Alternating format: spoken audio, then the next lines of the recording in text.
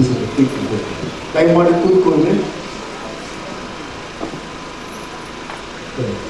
Wish you all a very happy and blessed new year. ಎಲ್ಲರಿಗೂ ಆಶೀರ್ವಾದವುಳ್ಳ ಮತ್ತು ಶುಭಕರವಾದ ಹೊಸ ವರ್ಷದ ಶುಭಾಶಯಗಳು. Amen. Still people are getting ready. ಇನ್ನೂ ಜನರು ರೆಡಿ ಆಗ್ತಾ ಇದ್ದಾರೆ. After this service is over, there is a wedding ceremony here. ಈ ಆರಾಧನೆ ಮುಕ್ತಾಯವಾದ ಮೇಲೆ ಇದೇ ಸ್ಥಳದಲ್ಲಿ ಒಂದು ಮದುವೆಯ ಸಮಾರಂಭ ಇದೆ. So some people are getting ready for marriage.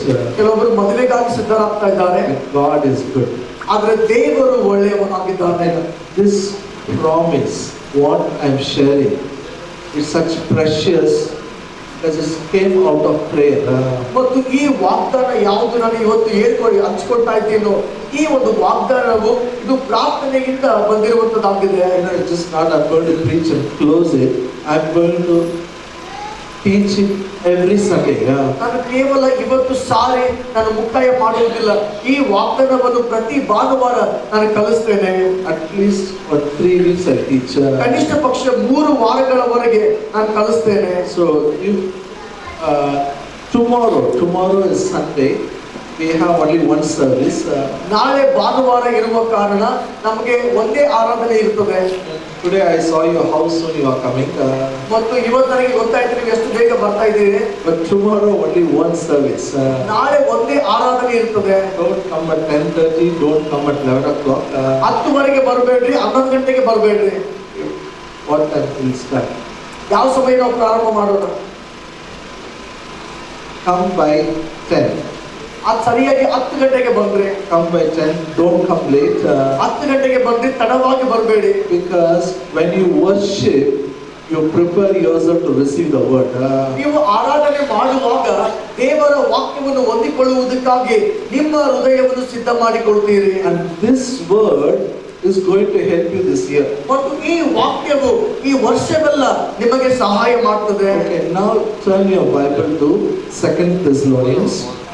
ನಿಮ್ಮ ಬೈಬಲ್ ಅನ್ನು 2 ಥೆಸಲೋನಿಕಕ್ಕೆ ತಿರುಗಿಸಿರಿ. 3rd chapter, 3ನೇ ಅಧ್ಯಾಯ verse 3. 3ನೇ ವಚನ. 2 Thessalonians, 3rd chapter, verse 3. 2 Thessalonica 3ನೇ ಅಧ್ಯಾಯ 3ನೇ ವಚನ. But the Lord is faithful, who will establish you and guard you from the evil one. ಆದರೆ ಕರ್ತನು ನಂಬಿಗಸ್ತನು, ಆತನು ನಿಮ್ಮನ್ನು ದೃಢಪಡಿಸಿ ನೀವು ಕೆಡುಕನ ಕೈಗೆ ಸಿಕ್ಕದಂತೆ ಕಾಪಾಡುವನು. Hallelujah. Hallelujah. But God is faithful, who will establish you, who will protect you from evil one. ಆದರೆ ಕರ್ತನು ನಂಬಿಗಸ್ತನು, ಆತನು ನಿಮ್ಮನ್ನು ಸ್ಥಾಪಿಸಿ ನೀವು ಕೆಡುಕನ ಕೈಗೆ ಸಿಕ್ಕದಂತೆ ಕಾಪಾಡುವನು. All of you lift your hand and say this. My God is faithful. He will establish me. He will protect me from the evil one. ಎಲ್ಲ ಕೈಗಳನ್ನು ಕೇಳಿದ್ರಿ. ಆದರೆ ನನ್ನ ಕರ್ತನು ನಂಬಿಗಸ್ತನು, ಆತನು ನನ್ನನ್ನು ಸ್ಥಾಪಿಸಿ ನನ್ನನ್ನು ಕೆಡುಕನ ಕೈಗೆ ಸಿಕ್ಕದಂತೆ ಕಾಪಾಡುವನು. You know, if you have, always I said, if you have to understand anything, you have to read the scriptures, no whole chapter. ನಾನು ಯಾವಾಗಲೂ ಇದನ್ನು ಹೇಳ್ತೇನೆ, ಯಾವುದನ್ನಾದ್ರೂ ನಾವು ಅರ್ಥ ಮಾಡಿಕೊಳ್ಳಬೇಕಾದರೆ ಆ ಪೂರ್ಣ ಅಧ್ಯಾಯವನ್ನು ಓದಬೇಕು. This chapter begins like this. ಈ ಅಧ್ಯಾಯ ಪ್ರಾರಂಭ ಈ ರೀತಿಗೆ ಆಗ್ತದೆ. Finally, brethren, pray for us that the word of the Lord may run swiftly and be glorified, just as it is with you, that we may be delivered from unreasonable and wicked men. For not all have faith. ಕಡೆ ಮಾತೇನೆಂದರೆ, ಸಹೋದರರೇ, ನಮಗೋಸ್ಕರ ಪ್ರಾರ್ಥನೆ ಮಾಡಿರಿ. ಕರ್ತನ ವಾಕ್ಯವು ನಿಮ್ಮಲ್ಲಿ ಹಬ್ಬಿದ ಪ್ರಕಾರ ಎಲ್ಲೆಲ್ಲಿಯೂ ಬೇಗನೆ ಹಬ್ಬಿ ಪ್ರಖ್ಯಾತಿ ಹೊಂದುವ ಹಾಗೆಯೂ ದೇವರು ನಮ್ಮನ್ನು ಮೂರ್ಖರಾದ ದುಷ್ಟಜನರ ಕೈಯಿಂದ ತಪ್ಪಿಸುವ ಹಾಗೆ ಪ್ರಾರ್ಥಿಸಿರಿ. Hallelujah. He says, pray for us. ಆತನು ಹೇಳ್ತಾನೆ, ನಮಗಾಗಿ ಪ್ರಾರ್ಥನೆ ಮಾಡಿರಿ. Say, pray for us. ನಮಗಾಗಿ ಪ್ರಾರ್ಥನೆ ಮಾಡಿರಿ. For whom we have to pray? ನಾವು ಯಾರಿಗಾಗಿ ಪ್ರಾರ್ಥಿಸಬೇಕು? For me, my father, my mother. ನನಗಾಗಿ, ನನ್ನ ತಂದೆಗಾಗಿ, ನನ್ನ ತಾಯಿಗಾಗಿ. Good to pray for your father and ನಿಮ್ಮ mother. ತಂದೆ ತಾಯಿಗಳಿಗೆ ಪ್ರಾರ್ಥಿಸುವುದು Paul ಒಳ್ಳೆಯದಾಗಿದೆ. is telling Thessalonian church, you pray for me and my team. We go and preach gospel everywhere. ಮತ್ತು ಪೌಲನು ಆತನ ಥೆಸಲೋನಿಕ ಸಭೆಗೆ ಹೇಳ್ತಾ ಇದ್ದಾನೆ, ನನಗಾಗಿ ನನ್ನ ತಂಡದವರಿಗಾಗಿ ಪ್ರಾರ್ಥಿಸಿರಿ, ಯಾಕಂದ್ರೆ ನಾವು ಎಲ್ಲ ಕಡೆ ಹೋಗಿ ಸುವಾರ್ತೆ ಹಬ್ಬಿಸಬೇಕು. He says the word of God, you know, you people are catching it, you are catching it, you are getting the revelation, you are growing. Like that everywhere the word of God should grow. ಆತನು ಹೇಳ್ತಾ ಇದ್ದಾನೆ, ನೀವು ದೇವರ ವಾಕ್ಯವನ್ನು ತೆಗೆದುಕೊಂಡು ನೀವು ಬೆಳೀತಾ ಇದ್ದೀರಿ, ಅದರಂತೆ ಪ್ರತಿಯೊಬ್ಬರಿಗೆ ದೇವರ ವಾಕ್ಯ ಮುಟ್ಟಬೇಕು. The word of God is glorified in your life. ದೇವರ ವಾಕ್ಯ ನಿಮ್ಮ ಜೀವಿತದಲ್ಲಿ ಮಹಿಮೆ ಹೊಂದಿದೆ. Like that everywhere word of God should grow. ಅದರಂತೆ ಪ್ರತಿಯೊಬ್ಬರಲ್ಲಿ ದೇವರ ವಾಕ್ಯ ಬೆಳಿಬೇಕು. But we have a problem. ಆದ್ರೆ ನಮ್ಮಲ್ಲಿ ಸಮಸ್ಯೆ ಇದೆ. There are some people, wicked people are there. ಕೆಲವು ಕೆಟ್ಟ ಜನರಿದ್ದಾರೆ. Pray that we will be delivered from unreasonable and wicked men. ಮತ್ತು ನೀವು ನಮಗಾಗಿ ಪ್ರಾರ್ಥಿಸಿರಿ, ಮೂರ್ಖರಾದ ದುಷ್ಟ ಜನರ ಕೈಯಿಂದ ತಪ್ಪಿಸಿಕೊಳ್ಳುವಂತೆ. You came to take the blessing.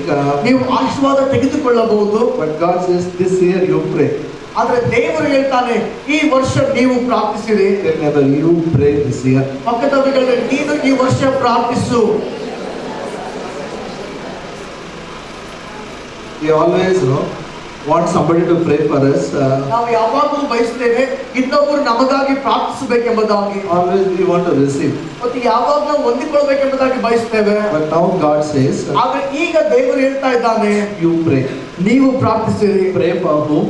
ಯಾರಿಗಾಗಿ ಪ್ರಾರ್ಥಿಸಬೇಕು? Whoever is in the ministry. ಯಾರೆಲ್ಲ ಸೇವೆಯಲ್ಲಿದ್ದಾರೋ, Whoever is preaching the gospel. ಯಾರೆಲ್ಲ ಸುವಾರ್ತೆ ಸಾರ್ತಾ ಇದ್ದಾರೋ, Whoever is facing the opposition. ಮತ್ತು ಯಾರೆಲ್ಲ ಅವರು ವಿರೋಧವನ್ನು ಎದುರಿಸ್ತಾ ಇದ್ದಾರೋ, Pray that God will deliver them from the wicked people. ಮತ್ತು ಪ್ರಾರ್ಥಿಸಿದ ದೇವರು ದುಷ್ಟ ಜನರಿಂದ ಕಾಪಾಡುವುದಕ್ಕಾಗಿ. Hello. Are you happy? ನೀವು ಸಂತೋಷವಾಗಿದ್ದೀರಾ? You may ask, if I pray, what I will get?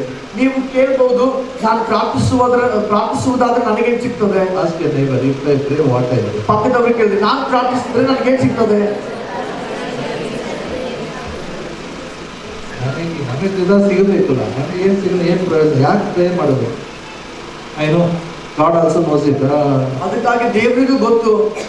So he says, ಹೇಳ್ತಾನೆ, ಯು ಪ್ರೇ ಫಾರ್ ದಮ್, ನೀವು ಅವರಿಗಾಗಿ ಪ್ರಾರ್ಥಿಸಿರಿ, then it comes to you, ನಂತರ ಅದು ನಿಮಗೆ ಬರ್ತದೆ. But God is faithful. ಆದರೆ ದೇವರು ನಂಬಿಗಸ್ತನು. Amen. Why he is faithful? ಯಾಕೆ ಆತನು ನಂಬಿಗಸ್ತನಾಗಿದ್ದಾನೆ? He will establish you. ಆತನು ನಿಮ್ಮನ್ನು ಸ್ಥಾಪಿಸ್ತಾನೆ. He will preserve you from all evil men. ಎಲ್ಲ ಕೆಡುಕನ ಕೈಯಿಂದ ಆತನು ಕಾಪಾಡ್ತಾನೆ. Hallelujah. Hallelujah. What I am supposed to do? ನಾನೇನ್ ಮಾಡ್ಬೇಕು? I have to pray. ನಾನು ಪ್ರಾರ್ಥಿಸಬೇಕು. When I pray, what happens to me? ನಾನು ಪ್ರಾರ್ಥಿಸುವಾಗ ಏನಾಗ್ತದೆ? God is faithful. ದೇವರು ನಂಬಿಗಸ್ತನಾಗಿದ್ದಾನೆ. God will establish me. ದೇವರು ನನ್ನನ್ನು ಸ್ಥಾಪಿಸುತ್ತಾನೆ. God will protect me from evil one.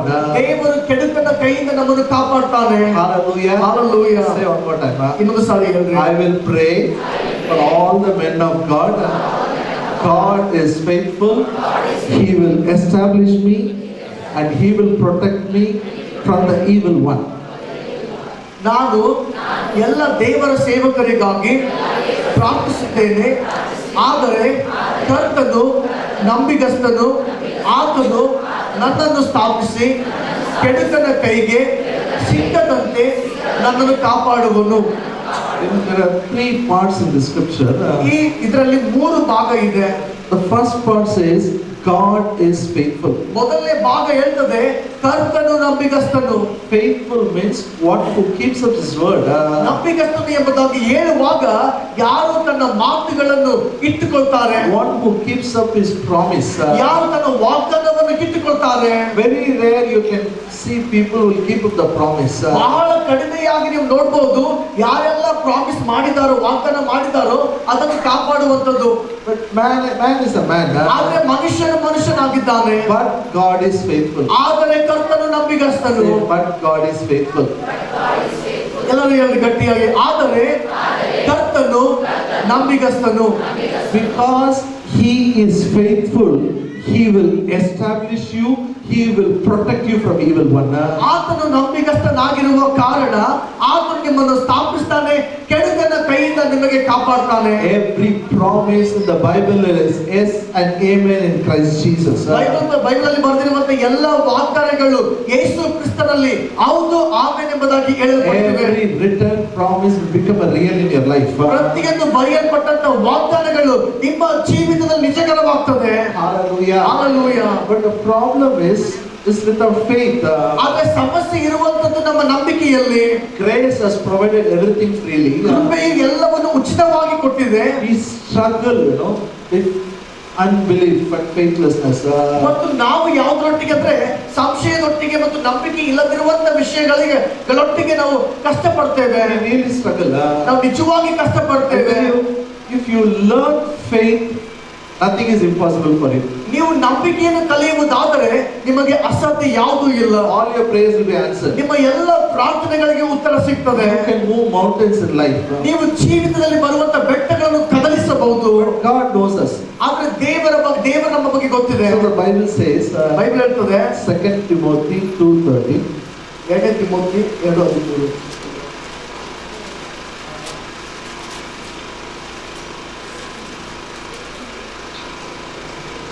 Second Timothy 2:30. If we are faithless, he remains faithful. He cannot deny himself. ನಾವು ಅಪನಂಬಿಗಸ್ತರಾಗಿದ್ದರೂ ಆತನು ನಂಬಿಗಸ್ತನಾಗಿಯೇ ಇರುವನು, ತನ್ನ ಸ್ವಭಾವಕ್ಕೆ ವಿರುದ್ಧವಾಗಿ ಏನು ಮಾಡಲಾರನು. Hallelujah. Hallelujah. So if we are faithless, he remains faithful. ನಾವು ಅಪನಂಬಿಗಸ್ತರಾಗಿದ್ದರೂ ಆತನು ನಂಬಿಗಸ್ತನಾಗೇ ಇರುವನು. If we are faithless, still he is faithful. He cannot deny himself. ಎಲ್ಲರೂ ಕೈ ಎತ್ತಿ ಗಟ್ಟಿಯಾಗಿ ಹೇಳ್ರಿ. ನಾವು ನಂಬಿಕೆ ಇಲ್ಲದವರಾದರೂ ಆತನು ನಂಬಿಗಸ್ತನಾಗಿ ಇರುವನು, ತನ್ನ ಸ್ವಭಾವಕ್ಕೆ ವಿರುದ್ಧವಾಗಿ ಏನು ಮಾಡನು. God is not depending on your faith also. ಅಂದ್ರೆ ಅದರ ಅರ್ಥ ಏನಂದ್ರೆ ದೇವರು ನಿನ್ನ ನಂಬಿಕೆ ಮೇಲೆ ಕೂಡ ಆತುಕೊಂಡಿಲ್ಲ. He remains faithful. ಆತನು ನಂಬಿಗಸ್ತನಾಗಿರ್ತಾನೆ. Always faithful. ಯಾವಾಗಲೂ ನಂಬಿಗಸ್ತನು. To fulfill every promise in your life. ನಿಮ್ಮ ಜೀವಿತದಲ್ಲಿ ಎಲ್ಲ ವಾಗ್ದಾನಗಳನ್ನು ನೆರವೇರಿಸುವುದಕ್ಕಾಗಿ. Hallelujah. I can give many illustrations. ನಾನು ಅನೇಕ ಉದಾಹರಣೆಗಳನ್ನು ಕೊಡಬಹುದು. Many scriptures about how God is faithful. ದೇವರು ಎಷ್ಟು ನಂಬಿಗಸ್ತನೆಂಬುದಾಗಿ ಅನೇಕ ವಾಕ್ಯಗಳು ತೋರಿಸಬಹುದು. One example we'll see. ಒಂದು ಉದಾಹರಣೆಯನ್ನು ನೋಡೋಣ. Very powerful example to understand how faithful is God. ನಮ್ಮ ದೇವರು ಎಷ್ಟು ನಂಬಿಗಸ್ತನು ಎಂಬುದಾಗಿ ತಿಳಿದುಕೊಳ್ಳುವುದಕ್ಕಾಗಿ ಒಂದು ಉದಾಹರಣೆಯನ್ನು ನೋಡೋಣ. Whether you believe or not, God is faithful. ನೀವು ನಂಬ್ತಿರೋ ಇಲ್ವೋ ಗೊತ್ತಿಲ್ಲ, ಆದರೆ ದೇವರು ನಂಬಿಗಸ್ತನು. When you start believing, it works for you. ಆದರೆ ನೀವು ನಂಬುವುದಕ್ಕೆ ಪ್ರಾರಂಭಿಸುವಾಗ ಅದು ನಿಮಗಾಗಿ ಕಾರ್ಯ ಮಾಡ್ತದೆ. It will produce miracles for you. ನಿಮಗಾಗಿ ಅದ್ಭುತಗಳನ್ನು ಉಂಟು ಮಾಡ್ತದೆ. One miracle we'll see. ಒಂದು ಅದ್ಭುತವನ್ನು ನೋಡೋಣ. Hebrew 11:11. ಇಬ್ರಿಯ 11ನೇ ಅಧ್ಯಾಯ 11ನೇ ವಚನ. Hebrew 11:11. ಇಬ್ರಿಯ 11:11. By faith, Sarah herself also received strength to conceive seed, and she bore a child when she was past the age, because she judged him faithful who had promised. ಇದಲ್ಲದೆ ಇಬ್ರಿಯ 11ನೇ ಅಧ್ಯಾಯ 11ನೇ ವಚನ. ಇದಲ್ಲದೆ ಸಾರಳು ವಾಗ್ದಾನ ಮಾಡಿದಾತನನ್ನು ನಂಬತಕ್ಕವನೆಂದೆಣಿಸಿ ತಾನು ಪ್ರಾಯ ಮೀರಿದವಳಾಗಿದ್ದರೂ ನಂಬಿಕೆಯಿಂದಲೇ ಗರ್ಭವತಿಯಾಗುವುದಕ್ಕೆ ಶಕ್ತಿಯನ್ನು ಹೊಂದಿದಳು. Hallelujah. It says here, she was barren. ಅಲ್ಲಿ ಹೇಳ್ತದೆ ಆಕೆ ಬಂಜೆಯಾಗಿದ್ದಳು. And she was too old. ಮತ್ತು ಆಕೆಗೆ ಬಹಳ ವಯಸ್ಸಾಗಿತ್ತು. Say in English, barren, too old. ಬಂಜೆ, ಬಹಳ ವಯಸ್ಸು. barrenness is okay. ಬಂಜೆತನ ಅಂದ್ರೆ ಪರವಾಗಿಲ್ಲ. Now age also over. ಈಗ ವಯಸ್ಸು ಕೂಡ ಮುಗಿದೋಗಿದೆ. Her womb is dead. ಆಕೆ ಗರ್ಭ ಸತ್ತು ಹೋಗಿದೆ. 89 years. 89 ವರ್ಷವಾಗಿದೆ. I am sure every doctor declared she cannot bear a child. ಮತ್ತು ನಾನು ಅನ್ಕೊಳ್ತೇನೆ ಪ್ರತಿಯೊಬ್ಬ ಡಾಕ್ಟರ್ಗಳು ಹೇಳಿರಬಹುದು ಈಕೆಗೆ ಮಕ್ಕಳಾಗುವುದಿಲ್ಲ. Everybody in the town would have told, this lady cannot have a child. ಮತ್ತು ಪಟ್ಟಣದಲ್ಲಿ ಪ್ರತಿಯೊಬ್ಬರು ಹೇಳಿರಬಹುದು ಈಕೆಗೆ ಮಕ್ಕಳಾಗುವುದಿಲ್ಲ. Her body was telling, you can't have a child. ಆಕೆ ದೇಹ ಆಕೆಗೆ ಹೇಳ್ತಾ ಇರಬಹುದು ನಿನಗೆ ಮಕ್ಕಳಾಗುವುದಿಲ್ಲ. Your womb is dead. ನಿನ್ನ ಗರ್ಭ ಸತ್ತು ಹೋಗಿದೆ. Maybe even menopause has occurred. It's not possible now. ಮತ್ತು ತಿಂಗಳು ಆಗುವಂತದ್ದು ಕೂಡ ನಿಂತು ಹೋಗಿದೆ. ಅದು ಸಾಧ್ಯನೇ ಇಲ್ಲ. Impossible. ಅದು ಸಾಧ್ಯನೇ ಇಲ್ಲ. Highly impossible. ಅದು ಸಾಧ್ಯನೇ ಇಲ್ಲ.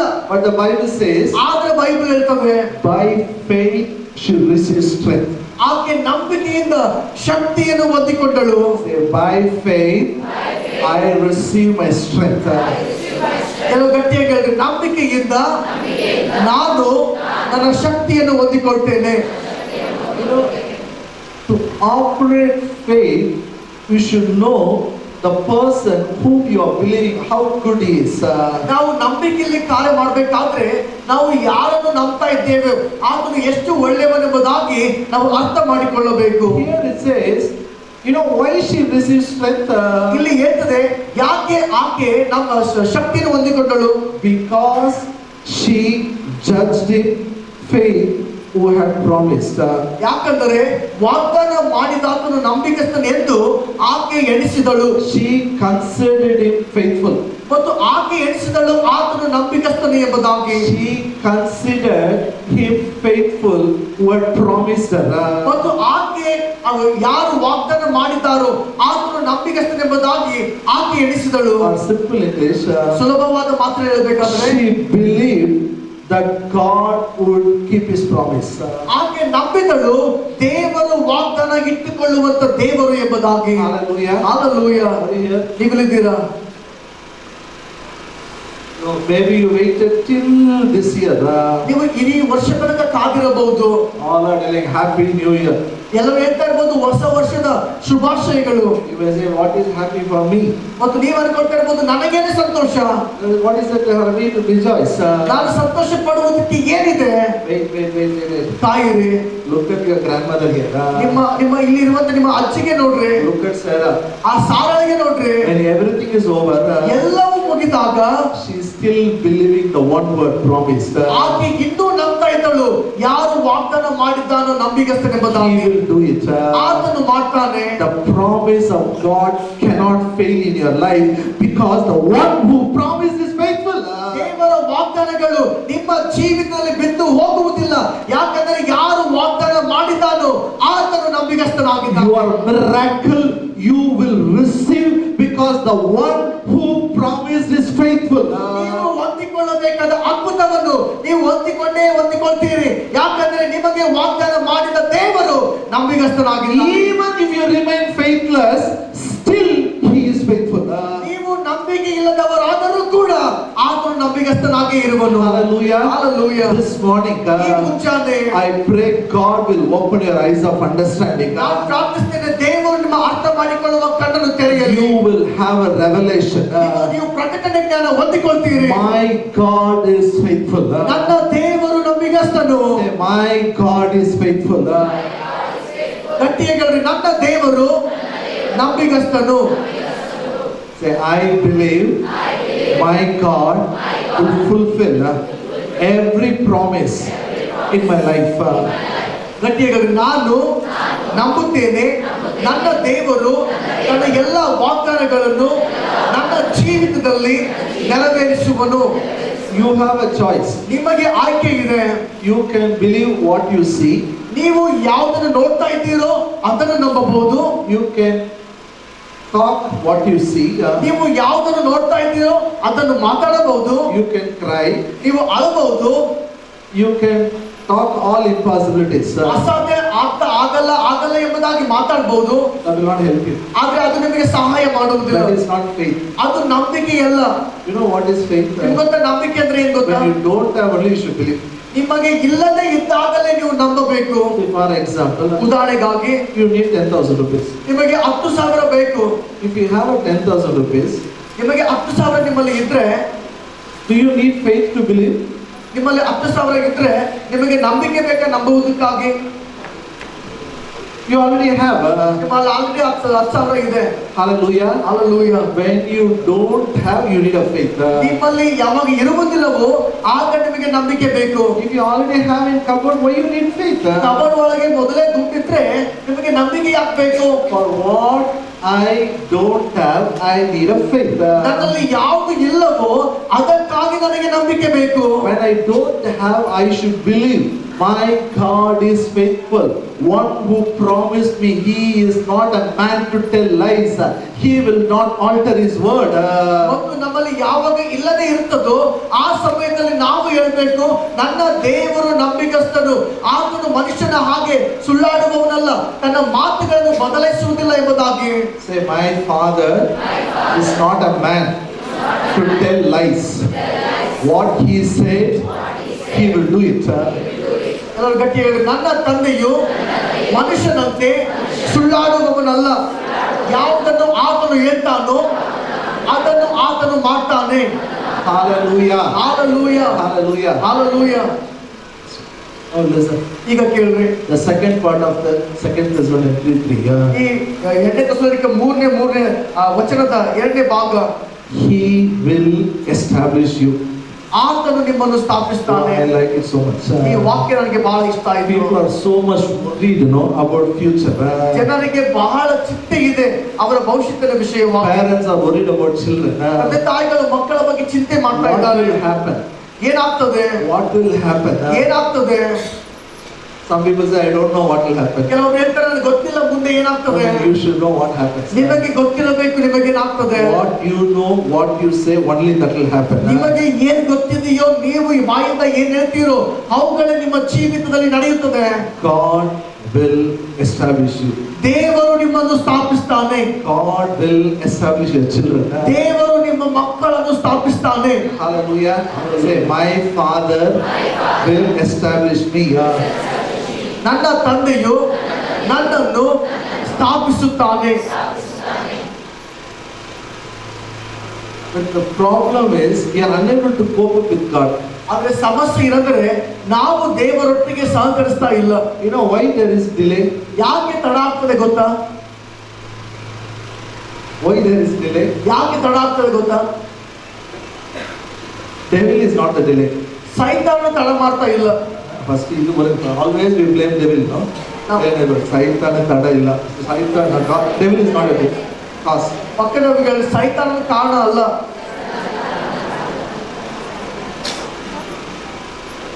He is big God. ಆತನು ದೊಡ್ಡ ದೇವರಾಗಿದ್ದಾನೆ. Our mind is a small mind. ನಮ್ಮ ಮನಸ್ಸು ಬಹಳ ಚಿಕ್ಕದಿದೆ. We cannot accept big things what he has prepared for us. ಆತನು ನಮಗಾಗಿ ಯಾವ ದೊಡ್ಡ ಸಂಗತಿಗಳು ಆತನು ಸಿದ್ಧ ಮಾಡಿದ್ದಾನೋ ನಮ್ಮ ಮನಸ್ಸು ಅದನ್ನು ಸ್ವೀಕಾರ ಮಾಡ್ತಾ ಇಲ್ಲ. Our mind always puts a budget according to our income. ನಮ್ಮ ಮನಸ್ಸು ಯಾವಾಗಲೂ ನಮ್ಮಲ್ಲಿ ಇರುವಂತ ದುಡ್ಡನ್ನು ನೋಡಿ ಅದು ಎಲ್ಲವನ್ನು ಯೋಚನೆ ಮಾಡ್ತದೆ. ಅಷ್ಟೇ ಇರಲಿ. ಆಮೇಲೆ ದೇವರು ಯಾಕೆ ಮಾಡಿಲ್ಲ, ದೇವರು ಮಾಡ ಆಗಲ್ಲ. He cannot do, because he cannot fit in your mind, he cannot fit in your budget. He is a big God. ಆತನು ಮಾಡಕ್ಕಾಗಲ್ಲ. ಯಾಕಂದ್ರೆ ಆತನು ನಿನ್ನ ಮನಸ್ಸಿನಲ್ಲಾಗಲಿ ನಿನ್ನ ಬಜೆಟ್ ಆಗಲಿ ನೀನು ಹಾಕೊಳ್ಳುವಂತ ವಿಚಾರಗಳಲ್ಲಾಗಲಿ ಆತನು ಕೂಡಕ್ಕಾಗಲ್ಲ. ಯಾಕಂದರೆ ಆತನು ದೊಡ್ಡ ದೇವರಾಗಿದ್ದಾನೆ. The sea fish whale is a big huge fish.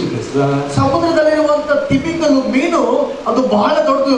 You can't bring the whale and put it in a small aquarium. ಆ ದೊಡ್ಡ ತಿಮಿಂಗಲು ಮೀನನ್ನು ತಂದು ಸಣ್ಣ ಒಂದು ಮೀನಿನ ತೊಟ್ಟಿಯಲ್ಲಿ ಹಾಕಕ್ಕಾಗಲ್ಲ. That's what we try to do. ಅದನ್ನೇ ನಾವು ಮಾಡುವುದಕ್ಕೆ ಪ್ರಯತ್ನ ಮಾಡ್ತಾ ಇದ್ದೇವೆ. God and man is unable to get along. ದೇವರು ಮತ್ತು ಮನುಷ್ಯರು ಒಂದಾಗಿ ಸಹಕರಿಸಕ್ ಆಗ್ತಾ ಇಲ್ಲ. See, to establish you, he is faithful.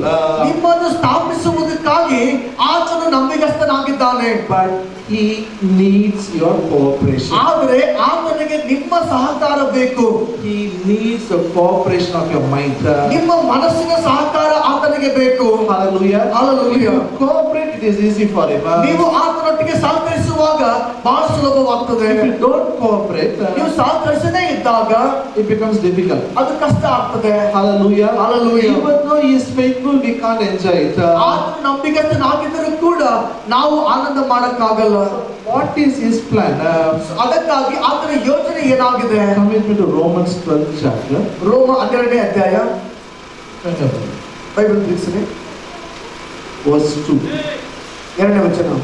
Do not be conformed to this world, but be transformed by the renewing of your mind, that you may prove what is the good, acceptable and perfect will of God.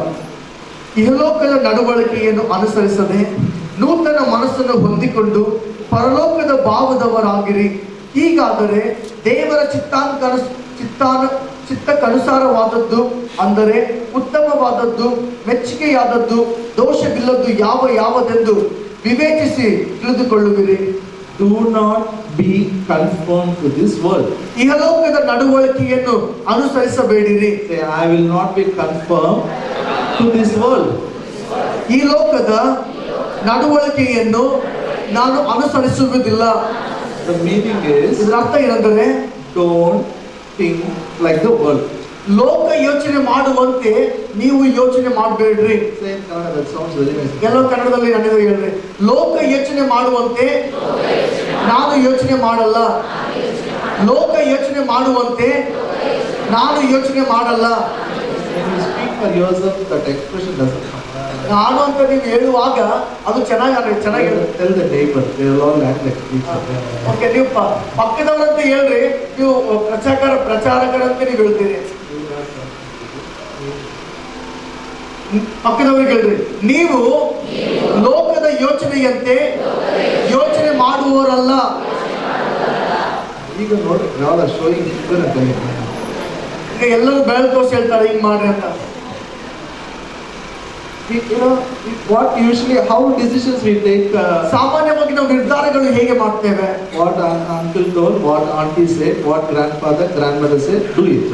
Uncle, aunty, ಅಜ್ಜಿ, ತಾತ ಏನ್ ಹೇಳಿದಾರೋ ಅದನ್ನೇ ನಾವು ಮಾಡ್ತೇವೆ. You know, they have a set of plans. ಮತ್ತು ಅವರು ಎಷ್ಟೋ ಯೋಚನೆಗಳು ಮಾಡಿಟ್ಟಿದ್ದಾರೆ. They think like that, you want to think like them. ಮತ್ತು ಅವರು ಯೋಚನೆ ಮಾಡ್ತಾ ಇರ್ತಾರೆ ಮತ್ತು ಬಯಸ್ತಾರೆ ನೀವೆಲ್ಲರೂ ಅವರಂತೆ ಯೋಚನೆ ಮಾಡ್ಬೇಕಂತ. It will not work out. ಆದ್ರೆ ಆ ರೀತಿಗೆ ಕಾರ್ಯ ಮಾಡಲ್ಲ. Instead of listening to uncle and auntie's advice, uncle, ಆಂಟಿಯವರ, ಕಾಕ ಮತ್ತು ಆಂಟಿಯವರ ನೀವು ಸಲಹೆ ಕೇಳುವ ಬದಲು take the word of God. ದೇವರ ವಾಕ್ಯ ತೆಗೆದುಕೊಳ್ಳ್ರಿ. Change your thinking. ನಿಮ್ಮ ಯೋಚನೆ ಬದಲಾಯಿಸಿರಿ. How to change your thinking? ನಿಮ್ಮ ಯೋಚನೆ ಹೇಗೆ ಬದಲಾಯಿಸುವುದು? What is the will of God? ದೇವರ ಚಿತ್ತ ಏನಾಗಿದೆ? The will of God for you is a good will, acceptable will and perfect will. ನಿಮಗಾಗಿರುವಂತ ದೇವರ ಚಿತ್ತ ಅದು ಉತ್ತಮವಾದದ್ದು, ಮೆಚ್ಚುಗೆಯಾದದ್ದು, ದೋಷವಿಲ್ಲದಾಗಿದೆ. It is not three different plans, only one plan. ಅದು ಮೂರು ವಿಧವಾದ ದೇವರ ಚಿತ್ತ ಅಲ್ಲ, ಒಂದೇ ದೇವರ ಚಿತ್ತ. Say, my father's will is a good will, acceptable will and perfect will.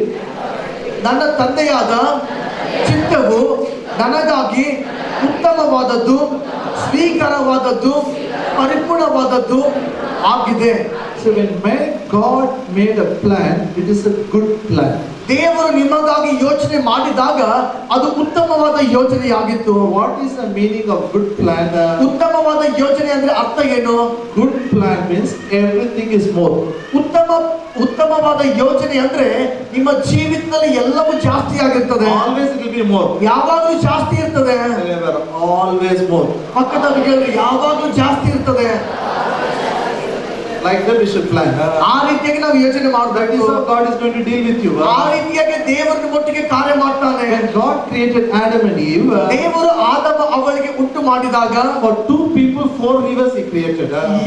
ಇಬ್ಬರಿಗಾಗಿ 4 ನದಿಗಳು ಉಂಟು ಮಾಡಿದ. See the Father's mind. ಆ ತಂದೆಯಾದ ದೇವರ ಒಂದು ಮನಸ್ಸು ನೋಡ್ರಿ. Thank God we are not gods, no? ದೇವರಿಗೆ ಸ್ತೋತ್ರ, ನಾವು ದೇವರಾಗಿಲ್ಲ. ಅಂದ್ರೆ why you think ಇಬ್ಬರಿಗೆ ಯಾಕಪ್ಪ 4 ನದಿ ಯಾಕೆ ಬೇಕು ಬೀಳೋದಕ್ಕೆ? ನಾವು ದೇವರಾಗಿದ್ರೆ ನಾವು ಯೋಚನೆ ಮಾಡ್ತಿದೀವಿ, ಈ ಇಬ್ಬರಿಗೆ 4 ನದಿ ಯಾಕಪ್ಪ? God is a good God. ದೇವರು ಒಳ್ಳೆ ದೇವರು. Thousands of fruits. ಸಾವಿರಾರು ಮರದ ಹಣ್ಣುಗಳು. Everything is plenty. ಎಲ್ಲವೂ ಸಮೃದ್ಧಿ. That is a good will. ಅದೇ ಉತ್ತಮವಾದ ಯೋಚನೆ. If you listen to what I am saying, ನಾನು ಹೇಳುವಂತದ್ದು ನೀವು ಕೇಳುವುದಾದರೆ you will experience this good plan this year. ಈ ಉತ್ತಮವಾದ ದೇವರ ಯೋಜನೆಯನ್ನು ಈ ವರ್ಷದಲ್ಲೇ ನೀವು ಆನಂದ ಮಾಡ್ತೀರಿ. Meaning is always you will have more. ಇದರ ಅರ್ಥ ಏನಂದ್ರೆ ನಿಮಗೆ ಯಾವಾಗಲೂ ಜಾಸ್ತಿ ಇರ್ತದೆ. Say, always I'll have more. ನನಗೆ ಯಾವಾಗಲೂ ಜಾಸ್ತಿ ಇರ್ತದೆ. Second is acceptable will. ಎರಡನೇದಾಗಿ ಸ್ವೀಕಾರವಾದ ದೇವರ ಚಿತ್ತ. Meaning is what you lost, you will get it back. ಇದರ ಅರ್ಥ ಏನಂದ್ರೆ ನೀವು ಯಾವುದನ್ನು ಕಳೆದುಕೊಂಡಿದ್ದೀರೋ ಅದು ತಿರುಗಿ ಪಡೆದುಕೊಳ್ತೀರಿ. If you read Luke 4th chapter, Jesus came and opened the Bible and he was reading from Isaiah. ಲೂಕ 4ನೇ ಅಧ್ಯಾಯ ನೀವು ಓದುವುದಾದರೆ ಯೇಸು ಕ್ರಿಸ್ತನ ಸಭಾ ಮಂದಿರದಲ್ಲಿ ಬೈಬಲ್ ತೆಗೆದುಕೊಂಡು ಯೆಶಾಯನ ಗ್ರಂಥದಿಂದ ಆತನು ಓದ್ತಾನೆ. He says, the Spirit of the Lord is upon me. ಆತನೆಂದರೆ ಕರ್ತನ ಆತ್ಮನು ನನ್ನ ಮೇಲೆ ಇದ್ದಾನೆ. To preach the gospel. ಸುವಾರ್ತೆ ಸಾರುವುದಕ್ಕಾಗಿ. Then verse 19 he says, to preach the acceptable year of the Lord. 19ನೇ ವಚನ ಹೇಳ್ತದೆ ದೇವರ ಸ್ವೀಕಾರವಾದ ವರ್ಷವನ್ನು ಸಾರುವುದಕ್ಕಾಗಿ. What is that acceptable year of the Lord? ಆ ದೇವರ ಸ್ವೀಕಾರವಾದ ವರ್ಷ ಅಂದ್ರೆ ಏನು? That is called year of jubilee. ಅದನ್ನು ಜುಬಿಲಿ ವರ್ಷ ಎಂಬುದಾಗಿ ಹೇಳ್ತಾರೆ. God is good. ದೇವರು ಒಳ್ಳೆಯವನು. When God brought the Israelites out of Egypt, ದೇವರು ಇಸ್ರಾಯೇಲರನ್ನು ಐಗುಪ್ತ ದೇಶದಿಂದ ಹೊರಗೆ ತಂದಾಗ he says, no one will be poor among you. ಆತನು ಹೇಳಿದ ಯಾರು ನಿಮ್ಮಲ್ಲಿ ಬಡವರು ಇರುವುದಿಲ್ಲ. Say, no one will be poor among us. ಕೆಲವು ಗಟ್ಟಿಯಾಗಿ ಹೇಳಿ, ನಮ್ಮಲ್ಲಿ ಯಾರು ಬಡವರು ಇರುವುದಿಲ್ಲ. For everybody he gave a land. ಪ್ರತಿಯೊಬ್ಬರಿಗೆ ಆತನು ಭೂಮಿ ಕೊಟ್ಟ. For everybody he gave a house. ಪ್ರತಿಯೊಬ್ಬರಿಗೆ ಆತನು ಮನೆ ಕೊಟ್ಟ. But the man is man. ಆದ್ರೆ ಮನುಷ್ಯನಾಗಿದ್ದಾನೆ. Man didn't practice what God said. ದೇವರು ಹೇಳಿರುವಂತದ್ದು ಮನುಷ್ಯನು ಅದನ್ನು ಅನುಸರಿಸಲಿಲ್ಲ. God said, you sow the seed, you reap. ದೇವರು ಹೇಳಿದ ನೀನು ಬೀಜವನ್ನು ಬಿತ್ತು ಮತ್ತು ಸುಗ್ಗಿಯನ್ನು ಕೊಯ್ತಿ. You bring your first fruits and tithes. ಮತ್ತು ನೀನು ನಿನ್ನ ದಶಮ ಭಾಗವನ್ನು ಮತ್ತು ಪ್ರಥಮ ಫಲವನ್ನು ತೆಗೆದುಕೊಂಡು ಬಾ. You honor the Lord with your substance. ನಿನ್ನ ವಸ್ತುಗಳ ಮೂಲಕ ನೀನು ದೇವರಿಗೆ ಗೌರವಿಸು. Your barns will be plenty, your vats will overflow. ನಿನ್ನ ಪುಟ್ಟಿಗಳು ಕಣಿವೆಗಳು ತುಂಬಿ ತುಳುಕ್ತವೆ ಎಂಬುದಾಗಿ. Man didn't do. ಆದ್ರೆ ಮನುಷ್ಯನು ಅದನ್ನು ಮಾಡಲಿಲ್ಲ. Whoever is not done, ಯಾರೆಲ್ಲ ಅದನ್ನು ಮಾಡಲಿಲ್ವೋ they suffered. ಅವರೆಲ್ಲ ಕಷ್ಟಕ್ಕೆ They ಒಳಗಾದರು. lost their property. ಅವರು ತಮ್ಮ ಒಂದು ಆಸ್ತಿಯನ್ನು ಕಳೆದುಕೊಳ್ತಾರೆ. They lost their house. ಅವರು ಮನೆಗಳನ್ನು ಕಳೆದುಕೊಳ್ತಾರೆ. They lost their land. ಅವರು ಭೂಮಿಯನ್ನು ಕಳೆದುಕೊಳ್ತಾರೆ. They sold themselves as a slave. ಅವರು ತಮ್ಮನ್ನು ತಾವು ದಾಸರಾಗಿ ಮಾರಿಕೊಳ್ತಾರೆ. But the Bible says, ಆದ್ರೆ ಬೈಬಲ್ ಹೇಳ್ತದೆ once in 50 years, 50 ವರ್ಷದಲ್ಲಿ ಒಂದು ಸಾರಿ trumpet will be blown. ಅಲ್ಲಿ ತುತ್ತೂರಿ ಊದಲ್ಪಡ್ತದೆ. When the trumpet is blown, ಆ ತುತ್ತೂರಿ ಊದಲ್ಪಡುವಾಗ all that they lost, they'll get it back. ಅವರು ಕಳೆದುಕೊಳ್ಳುವಂತ ಎಲ್ಲವನ್ನು ಮತ್ತೆ ತಿರುಗಿ ಪಡೆದುಕೊಳ್ತಾರೆ. I declare as a man of God this morning, ಈ ಮುಂಜಾನೆ ದೇವರ ಸೇವಕನಾಗಿ ನಾನು ಘೋಷಣೆ ಮಾಡ್ತೇನೆ. all that you lost, you will get it back in the name of Jesus. ನೀವು ಕಳೆದುಕೊಳ್ಳುವಂತ ಎಲ್ಲ ವಿಷಯಗಳು ಯೇಸು ನಾಮದಲ್ಲಿ ತಿರುಗಿ ಪಡೆದುಕೊಳ್ತೀರಿ. Whatever you lost, you will get it back. ನೀವೇನೆಲ್ಲ ಕಳೆದುಕೊಂಡಿದ್ದೀರೋ ತಿರುಗಿ ಪಡೆದುಕೊಳ್ತೀರಿ. If you have lost your health, you will get it back. ನಿಮ್ಮ ಆರೋಗ್ಯ ಕಳೆದುಕೊಂಡಿದ್ರೆ ಮತ್ತೆ ಆರೋಗ್ಯ ಬರ್ತದೆ. You lost your wealth, you will get it back. ನಿಮ್ಮ ಸಂಪತ್ತು ಕಳೆದುಕೊಂಡ್ರೆ ನಿಮ್ಮ ಸಂಪತ್ತು ಮತ್ತೆ You ಬರ್ತದೆ. lost your property, you will get it back in Jesus' name. ನಿಮ್ಮ ಆಸ್ತಿ ಕಳೆದುಕೊಂಡಿದ್ದರೆ ನಿಮ್ಮ ಆಸ್ತಿ ಯೇಸು ನಾಮದಲ್ಲಿ ತಿರುಗಿ ಬರ್ತದೆ. You lost your love, joy, peace, you will get it back now in the name of Jesus. ನಿಮ್ಮ ಪ್ರೀತಿ, ಸಂತೋಷ, ಸಮಾಧಾನವನ್ನು ನೀವು ಕಳೆದುಕೊಂಡಿರುವುದಾದ್ರೆ ಈ ಮುಂಚೆನೆ ಯೇಸು ನಾಮದಲ್ಲಿ ಅದನ್ನು ತಿರುಗಿ ಪಡೆದುಕೊಳ್ತೀರಿ. Hallelujah. Hallelujah. Hallelujah. Hallelujah. God is faithful. ದೇವರು ನಂಬಿಗಸ್ತನಾಗಿದ್ದಾನೆ. Listen. ಕೇಳ್ರಿ. And the third one is ಮತ್ತು ಮೂರನೇದಾಗಿ perfect will of God. ಪರಿಪೂರ್ಣವಾದ ದೇವರ ಚಿತ್ತ. Say perfect will of God. ಪರಿಪೂರ್ಣವಾದ ದೇವರ ಚಿತ್ತ. What is perfect will of God? ಪರಿಪೂರ್ಣವಾದ ದೇವರ ಚಿತ್ತ ಅಂದ್ರೆ ಏನು? His will, as it is in heaven, it's going to be in the earth. ಪರಲೋಕದಲ್ಲಿ ಆತನ ಚಿತ್ತ ಹೇಗಿದೆಯೋ ಈ ಲೋಕದಲ್ಲಿ ಕೂಡ ಹಾಗೆ ಇದೆ. His will, as it is in heaven, it's going to be in your life.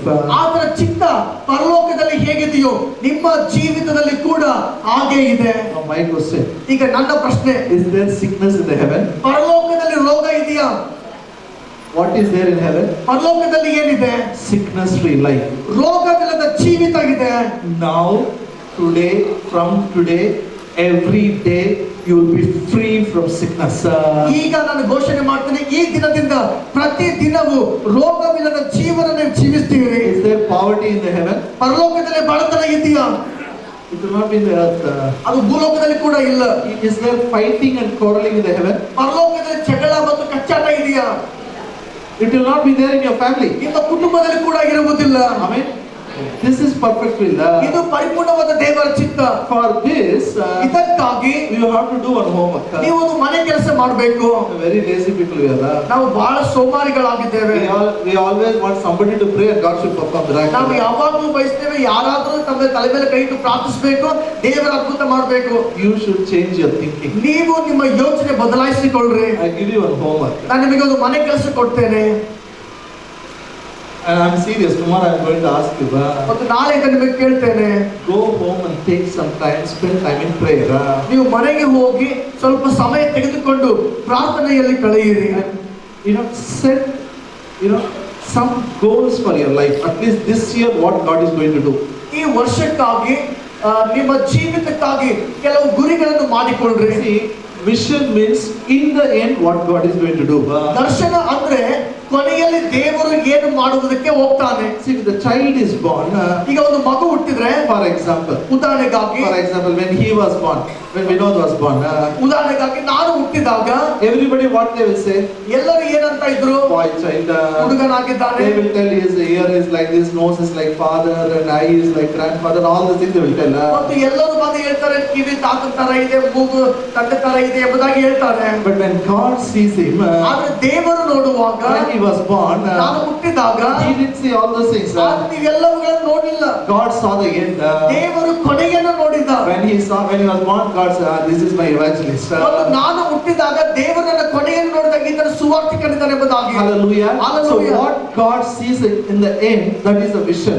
ದೇವರು ಕೊನೆಯಲ್ಲಿ ಯಾವುದನ್ನು ನೋಡ್ತಾನೋ ಅದು ದರ್ಶನವಾಗಿದೆ. But to achieve that, ಆದ್ರೆ ಅದನ್ನು ಸಾಧಿಸುವುದಕ್ಕಾಗಿ we have to progress in life. ನಾವು ಜೀವಿತದಲ್ಲಿ ಮುಂದೆ ಹೋಗಬೇಕು. You can't remain where you are, eat what you eat, sleep, and just spend time like that, without any goals, and expect God to do what He wants to do. ಮತ್ತು ನೀವು ಹೇಗೆ ಬೇಕೋ ಹಾಗಿದ್ದು ಮತ್ತು ಏನ್ ತಿನ್ಬೇಕೋ ತಿಂದು ಮಲಗಿ ಮತ್ತು ನೀವು ಏನ್ ಮಾಡ್ಬೇಕು ಅವುಗಳನ್ನು ಮಾಡಿ ದೇವರು ನಿಮಗಾಗಿ ಮಾಡು ಎಂಬುದಾಗಿ ಹೇಳುವುದಕ್ಕಾಗಿ ನಾವು ಅಪೇಕ್ಷೆ ಮಾಡಕ್ಕಾಗಲ್ಲ. Now go home, pray as a family. ನೀವು ಮನೆಗೆ ಹೋಗಿ ಕುಟುಂಬವಾಗಿ ಪ್ರಾರ್ಥಿಸಿರಿ. Set some goals. ಸ್ವಲ್ಪ ಗುರಿಗಳನ್ನು ಹಾಕಿರಿ. By December 31st, my family will be like this. December 31ರ ಒಳಗಡೆ ನನ್ನ ಕುಟುಂಬ ಹೀಗೆ ಇರಬೇಕು. Our career will be like this. ನಮ್ಮ ಜೀವಿತ ಹೀಗೆ ಇರಬೇಕು. Our business will be like this. ನಮ್ಮ ವ್ಯಾಪಾರ ಹೀಗೆ ಇರಬೇಕು. We will involve in the ministry. ನಾವು ಸೇವೆಯಲ್ಲಿ ಭಾಗಿಯಾಗ್ತೇವೆ.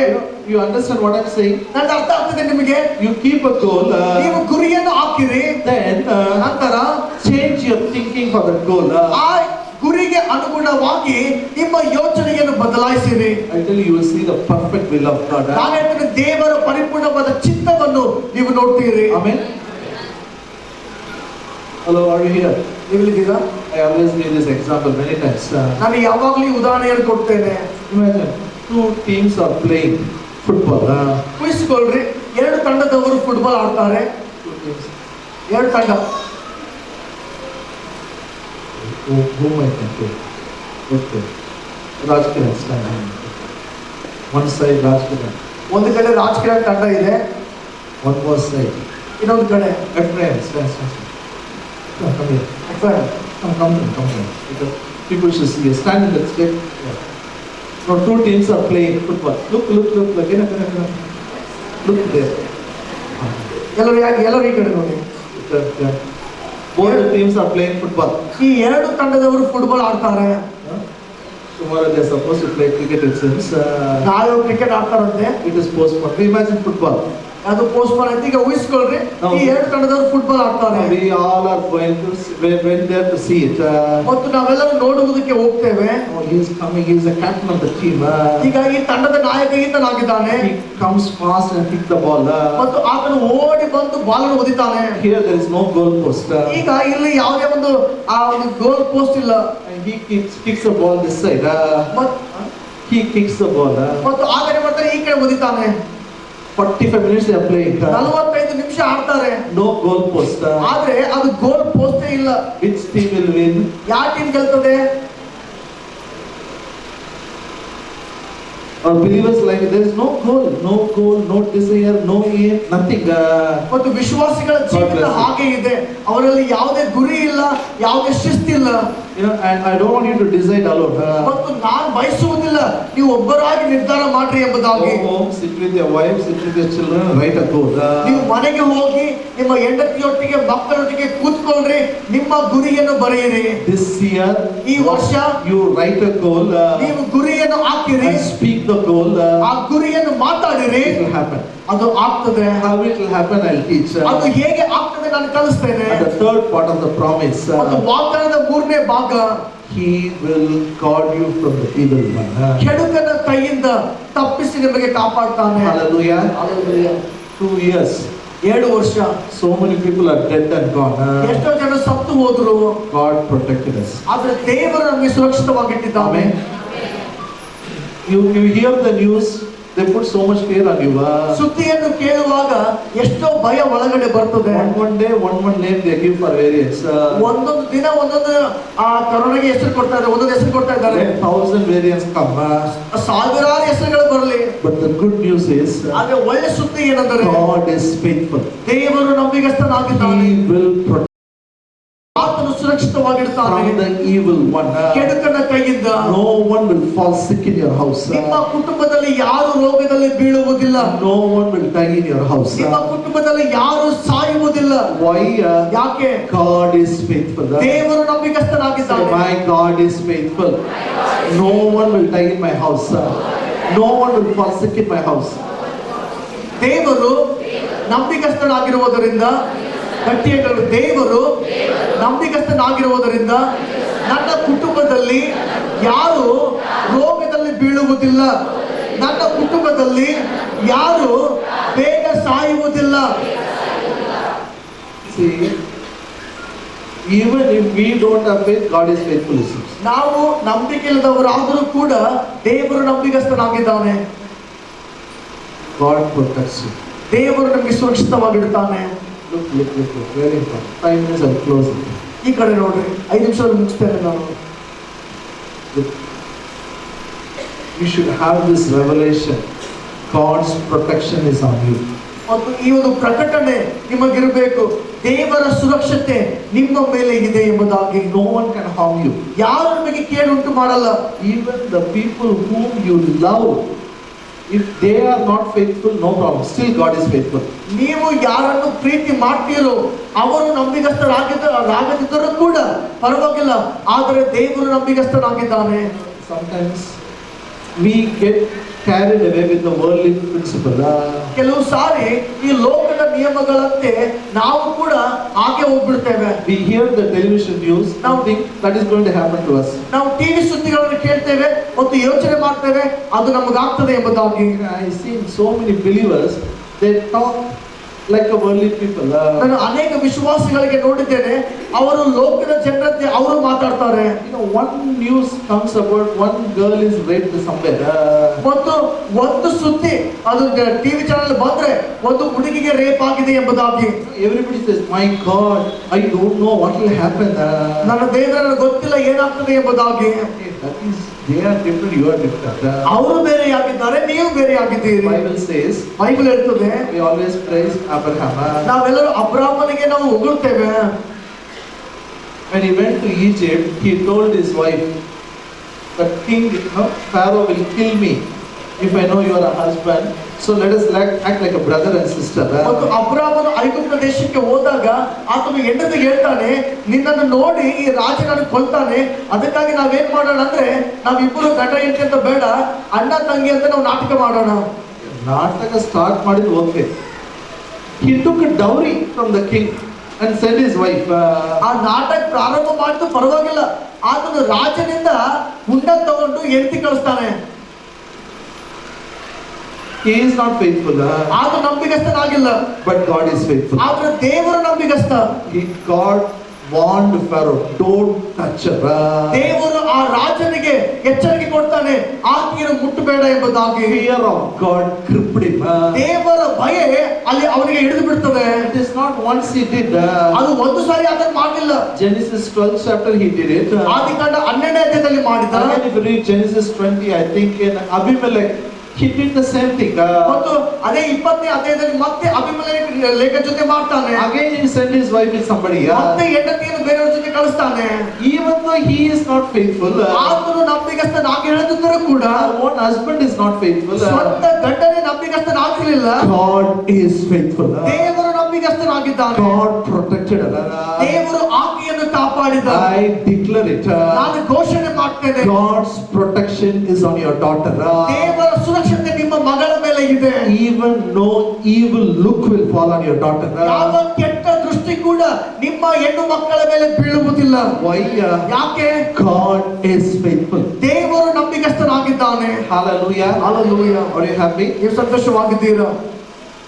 Yeah, these 2 years, two things happened. One, people suffered, in health. Second, they suffered in finance. ಮತ್ತು ಈ ವರ್ಷದಲ್ಲಿ ಎರಡು ವಿಷಯಗಳು ನಾವು ನೋಡಿದ್ವಿ.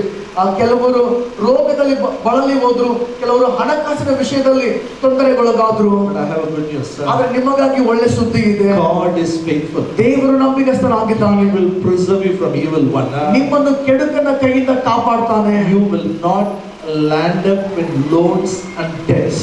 ನೀವು ಸಾಲಗಳಲ್ಲಿ ನೀವು ಸಿಲುಕಿಕೊಳ್ಳುವುದಿಲ್ಲ.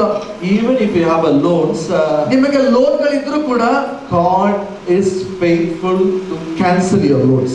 ದೇವರು ನಂಬಿಗಸ್ತನಾಗಿದ್ದಾನೆ, ನಿಮ್ಮ ಎಲ್ಲ ಲೋನ್ಗಳು ರದ್ದು ಮಾಡ್ತಾನೆ. Hallelujah. You may have a plan 10 years, 20 years. ನಿಮಗೆ ಯೋಜನೆ ಇರಬಹುದು 10 ವರ್ಷ 20 ವರ್ಷ. For God, ದೇವರಿಗೆ one day is enough. ಒಂದು ದಿನ ಸಾಕು ದೇವರಿಗೆ Cancel all your debts. ನಿಮ್ಮ ಎಲ್ಲ ಸಾಲಗಳು ರದ್ದು ಮಾಡುವುದಕ್ಕೆ. Hallelujah. Hallelujah. Are you happy? ಸಂತೋಷವಾಗಿದ್ದೀರಾ? I shared it 2 weeks before. ನಾನು 7 ವಾರಗಳ ಹಿಂದೆ ಇದನ್ನು ಹೇಳಿದ್ದೇನೆ. Again I share. ಮತ್ತೊಂದು ಸಾರಿ ಹೇಳ್ತೇನೆ. Matthew 6:33. ಮತ್ತಾಯ 6:33. Matthew 6:33. ಮತ್ತಾಯ 6:33.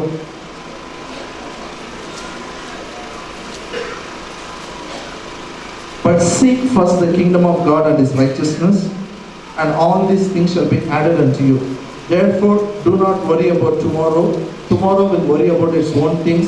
Sufficient for the day is its own trouble. ಹೀಗಿರುವುದರಿಂದ ನೀವು ಮೊದಲು ದೇವರ ರಾಜ್ಯಕ್ಕಾಗಿಯೂ ನೀತಿಗಾಗಿಯೂ ತವಕ ಪಡಿರಿ, ಇವುಗಳ ಕೂಡ ಅವೆಲ್ಲವೂ ನಿಮಗೆ ದೊರಕುವವು. ಆದುದರಿಂದ ನಾಳಿನ ವಿಷಯವಾಗಿ ಚಿಂತೆ ಮಾಡಬೇಡಿರಿ, ನಾಳಿನ ದಿನವು ತನ್ನನ್ನು ತಾನೇ ಚಿಂತಿಸಿಕೊಳ್ಳುವುದು. ಈ ಹೊತ್ತಿನ ಕಾಟ ಆ ಹೊತ್ತಿಗೆ ಸಾಕು. Hallelujah. He said, don't worry about tomorrow. Tomorrow will worry about itself. ನಾಳೆ ಬಗ್ಗೆ ಚಿಂತಿಸಬೇಡಿರಿ, ನಾಳೆನೇ ತನ್ನ ಬಗ್ಗೆ ಚಿಂತೆ ಮಾಡ್ತದೆ. Happily, why with so much worry you are telling? Smile, you say it. ಸಂತೋಷವಾಗಿ ಸ್ಮೈಲ್ ಮಾಡ್ತಾ ಹೇಳಿದ್ರಿ, ಯಾಕೆ ಚಿಂತೆ ಅಂತ ಹೇಳ್ತಾ ಇದ್ದೀರಿ? ಬೇಕಾನ ಬಿಡ್ತೀನಿ ಬ್ರದರ್, ಚಿಂತೆ ಬಿಡೋದಕ್ಕೆ ಹೋಗ್ಲಿ. ಕೆಲವು ಗಟ್ಟಿಯಾಗಿ ಸಂತೋಷದಿಂದ ಹೇಳ್ರಿ, ನಾನು ನಾಳಿನ ಬಗ್ಗೆ ಚಿಂತೆ ಮಾಡುವುದಿಲ್ಲ, ನಾಳೆ ತನ್ನ ಬಗ್ಗೆ ಚಿಂತೆ ಮಾಡ್ತದೆ. You have only one work to do. ನಿಮಗೆ ಒಂದೇ ಕೆಲಸ ಇದೆ ಮಾಡುವುದಕ್ಕೆ. Seek ye first the kingdom of God. ದೇವರ ರಾಜ್ಯಕ್ಕಾಗಿ ತವಕ ಪಡಿರಿ. Means your heart and mind should be in the kingdom of God. ಅದರ ಅರ್ಥ ನಿಮ್ಮ ಹೃದಯ ಮನಸ್ಸು ದೇವರ ರಾಜ್ಯದಲ್ಲಿ ಇರಲಿ. What is our new year promise? ನಮ್ಮ ಹೊಸ ವರ್ಷದ ವಾಗ್ದಾನ ಏನಾಗಿದೆ? God is faithful. ದೇವರು ನಂಬಿಗಸ್ತನಾಗಿದ್ದಾನೆ. The word but means before something is there. ಆದರೆ ಅಂತ ಹೇಳುವಾಗ ಅದರ ಅರ್ಥ ಏನಂದ್ರೆ ಅದಕ್ಕಿಂತಲೂ ಮುಂದೆ ಏನೋ ಇದೆ ಎಂಬುದಾಗಿ. You are supposed to pray. ನೀವು ಪ್ರಾರ್ಥಿಸಬೇಕು. You have to pray for men of God. ದೇವರ ಸೇವಕರುಗಳಿಗಾಗಿ ಪ್ರಾರ್ಥಿಸಬೇಕು. Let the gospel go reach unreached places. ಪ್ರಾರ್ಥಿಸಿದರೆ ಸುವಾರ್ತೆ ಮುಟ್ಟಲಾರದ ಸ್ಥಳಕ್ಕೆ ಮುಟ್ಟಲಿ ಎಂಬುದಾಗಿ. Hello, will you do it? ನೀವು ಮಾಡ್ತೀರಾ? I know you will not lift now. ನನಗೆ ಗೊತ್ತು ನೀವು ಕೈ ಎತ್ತಲ್ಲ. Because you don't pray. ಯಾಕೆ ನೀವು ಪ್ರಾರ್ಥಿಸುವುದಿಲ್ಲ? Yeah, those who pray will lift their hands. ಯಾರು ಪ್ರಾರ್ಥಿಸುತ್ತಾರೆ ನಿಮ್ಮ ಕೈಗಳನ್ನು ಮೇಲೆತ್ತಿರಿ. Or what to sulla madadu for the sake of lifting if they should not tell lies, no. ಸುಮ್ ಕೈ ಎತ್ತಬೇಕಂತ ಎತ್ತಿ ಯಾಕೆ ಸುಳ್ಳು ಮಾತಾಡಬೇಕು? ದೇವರ ಮನೆಯಲ್ಲಿ ಯಾಕೆ? Listen, ಕೇಳ್ರಿ. listen. Do you really want to pray? ನೀವು ನಿಜವಾಗ್ಲೂ ಪ್ರಾರ್ಥನೆ ಮಾಡೋದಕ್ಕೆ ಬಯಸ್ತೀರಾ? I shared, that was 2 weeks before I shared it. ನಾನು 2 ವಾರದಿಂದ ಇದನ್ನು ಹಂಚಿದ್ದೇನೆ. You cannot pray for anyone unless you love that person from your heart. ನಿಮ್ಮ ಹೃದಯದಿಂದ ಅವರನ್ನು ಪ್ರೀತಿ ಮಾಡದೇ ಇದ್ದರೆ ನೀವು ಅವರಿಗಾಗಿ ಪ್ರಾರ್ಥನೆ ಮಾಡುವುದಿಲ್ಲ. You won't pray. ನೀವು ಪ್ರಾರ್ಥನೆ The ಮಾಡುವುದಿಲ್ಲ. same way when you want to pray for the men of God or anybody to go preach the gospel, you know, they should be in your heart. ಅದರಂತೆ ಯಾವುದೇ ದೇವರ ಸೇವಕರುಗಳು ಅವರು ಹೋಗಿ ಸುವಾರ್ತೆ ಸಾರ್ತಾರೆ ಮತ್ತು ಅವರಿಗಾಗಿ ನೀವು ಪ್ರಾರ್ಥನೆ ಮಾಡಬೇಕಂದ್ರೆ ನಿಮ್ಮ ಒಳಗಡೆ ಅವರಿಗಾಗಿ ಪ್ರೀತಿ ಇರಬೇಕು. Even if I say pray for Karnataka, if I give you a sticker, no use. ಕರ್ನಾಟಕಗಾಗಿ ಪ್ರಾರ್ಥಿಸಿ ಎಂಬುದಾಗಿ ನಾನು ಸ್ಟಿಕ್ಕರ್ ಮಾಡಿ ಕೊಟ್ಟರು ಕೂಡ ಉಪಯೋಗ ಇಲ್ಲ. If I give you calendar, pray for India, no use.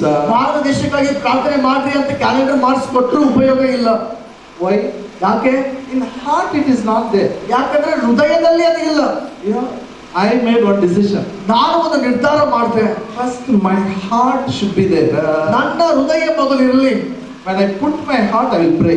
ನನ್ನ ಹೃದಯ ಅಲ್ಲಿ ಇರುವಾಗ ನಾನು ಪ್ರಾರ್ಥಿಸ್ತೇನೆ. I do it every day when I get up. My first work.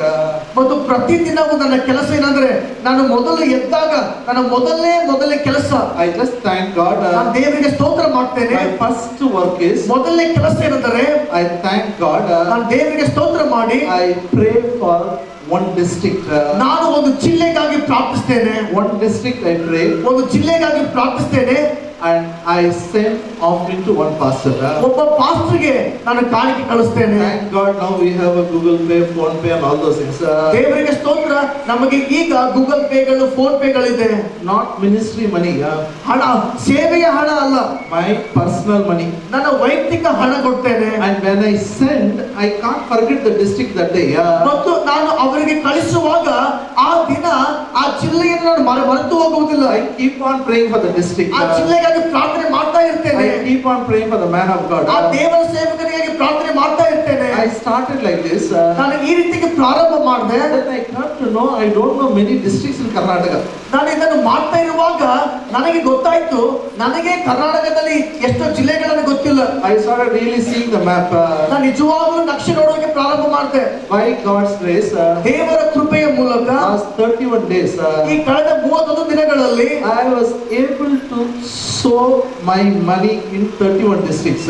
ನಾನು 31 ಜಿಲ್ಲೆಗಳಲ್ಲಿ ನನ್ನ ಹಣವನ್ನು ನಾನು ಕಾಣಿಕೆಯಾಗಿ ಬಿತ್ತುವುದಕ್ಕೆ ಸಾಧ್ಯವಾಯಿತು. When I started, ನಾನು ಇದನ್ನು ಪ್ರಾರಂಭಿಸಿದಾಗ my mind said, ನನ್ನ ಮನಸ್ಸು ಹೇಳಿತು, from where you will get money? ಎಲ್ಲಿಂದ ನಿನಗೆ ಹಣ ಬರ್ತದೆ? 31,000 from where you will get? 31,000 ನಿನಗೆ ಎಲ್ಲಿಂದ ಬರ್ತದೆ? Where I will get, my mind says. ನನ್ನ ಮನಸ್ಸು ಹೇಳ್ತದೆ ಎಲ್ಲಿಂದ ಬರ್ತದೆ The ಎಂಬುದಾಗಿ. Bible says, ಆದ್ರೆ ಬೈಬಲ್ ಹೇಳ್ತದೆ, give and it shall be given unto you. ಕೊಡಿರಿ ನಿಮಗೆ ಕೊಡಲ್ಪಡುವುದು. Good measure, pressed down, shaken together, men will pour it your bosom.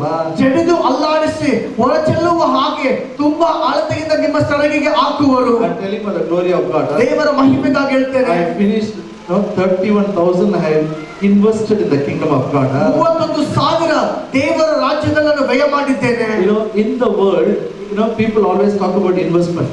ಲೋಕದಲ್ಲಿ ಯಾವಾಗಲೂ ಜನರು ವ್ಯಯ ಮಾಡುವುದರ ಬಗ್ಗೆ ಮಾತಾಡ್ತಾರೆ. Good, there's nothing wrong in investing. ನಾವು ವ್ಯಯ ಮಾಡುವುದರಲ್ಲಿ ತಪ್ಪೇನೂ ಇಲ್ಲ. Hallelujah. Hallelujah. But this is where I keep my heart. ಆದ್ರೆ ಇಲ್ಲಿ ನನ್ನ ಹೃದಯನ ಹಾಕ್ಬೇಕು. My faith rose up so much. ನನ್ನ ನಂಬಿಕೆ ಇಷ್ಟು ಮೇಲಿತ್ತಂದ್ರೆ I said, why only Karnataka? ನಾನು ಯೋಚನೆ ಮಾಡಿದೆ, ಯಾಕೆ ಬರೀ ಕರ್ನಾಟಕ, Why not India? ಯಾಕೆ ಭಾರತ ದೇಶ? Now every district in India I will sow it. ಈಗ ಭಾರತ ದೇಶದಲ್ಲಿ ಪ್ರತಿಯೊಂದು ಜಿಲ್ಲೆಯಲ್ಲಿ ನಾನು ಹಣವನ್ನು ಕಳಿಸ್ತೇನೆ. Today I started with Telangana, one district. ಇವತ್ತು ನಾನು ತೆಲಂಗಾಣದಿಂದ ನಾನು ಪ್ರಾರಂಭಿಸಿದ್ದೇನೆ. In 2 years I will bless this nation.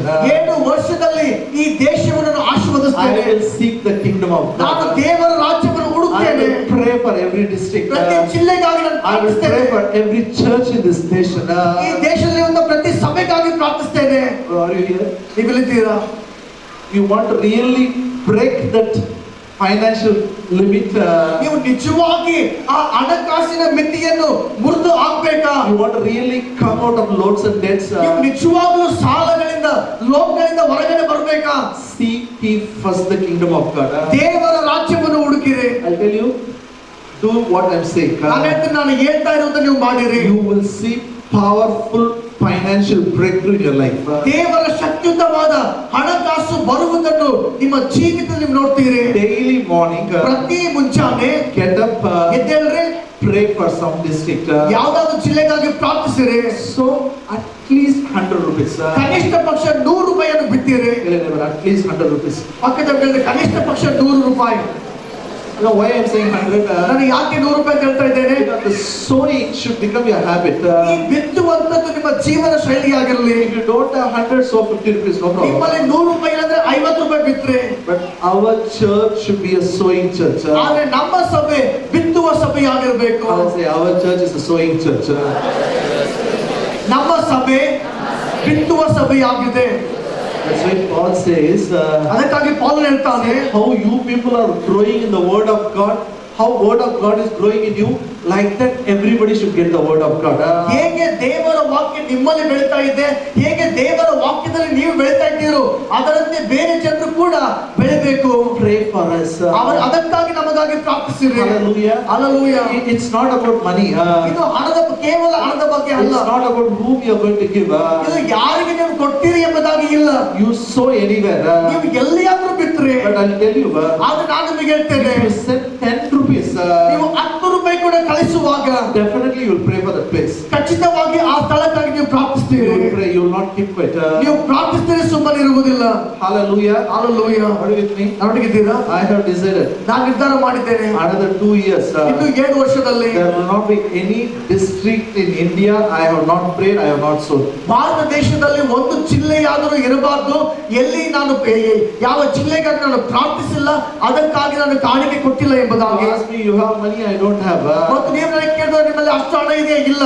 I don't know whom I am sending also. ನನಗೆ ಗೊತ್ತಿಲ್ಲ ನಾನು ಯಾರಿಗೆ ನಾನು ಕಳಿಸ್ತೇನೆ ಎಂಬುದಾಗಿ. ಆದ್ರೆ I will seek the kingdom of God. ನಾನು ದೇವರ ರಾಜ್ಯವನ್ನು ಹುಡುಕ್ತೇನೆ. Say, I will seek the kingdom of God and His righteousness, and all I needed will be added unto me. ನಾನು ಮೊದಲು ದೇವರ ರಾಜ್ಯಕ್ಕಾಗಿ ನೀತಿಗಾಗಿ ಹುಡುಕುತ್ತೇನೆ, ಆದ್ದರಿಂದ ಎಲ್ಲವುಗಳು ನನ್ನ ಜೀವಿತದಲ್ಲಿ ಕೂಡಿಸಲ್ಪಡುವುದು. Hallelujah. Hallelujah. I tell you, and that's why I'm not saying give me. You send anywhere, no problem. ನಾನು ನಿಮಗೆ ಹೇಳ್ತಲ್ಲ ನನಗೆ ಕೊಡ್ರಿ ಎಂಬುದಾಗಿ. ಯಾರಿಗಾದ್ರೂ ಎಲ್ಲಾದ್ರೂ ನೀವು ಕಳಿಸಿರಿ. The curse of poverty, it's a curse. That cycle has to be broken. ಆ ಬಡತನದ ಶಾಪ ಏನ್ ಸುತ್ತುಕೊಂಡು ಬರ್ತಾ ಇದೆಯೋ ಆ ಒಂದು ಶಾಪವನ್ನು ನಾವು ಮುರಿದಾಕ್ಬೇಕು. It has to be broken. ಅದು ಮುರಿಯಲ್ಪಡಬೇಕು. It will be done when you keep sowing. ಅದು ನೀವು ಬಿತ್ತಾ ಇರುವಾಗ ಅದು ಆಗ್ತಾ ಹೋಗ್ತದೆ. Shall we all stand up? ನಾವೇ ನಿಂತ್ಕೊಳ್ಳೋಣ. I'll continue tomorrow. ನಾನು ನಾಳೆ ಹೇಳ್ತೇನೆ.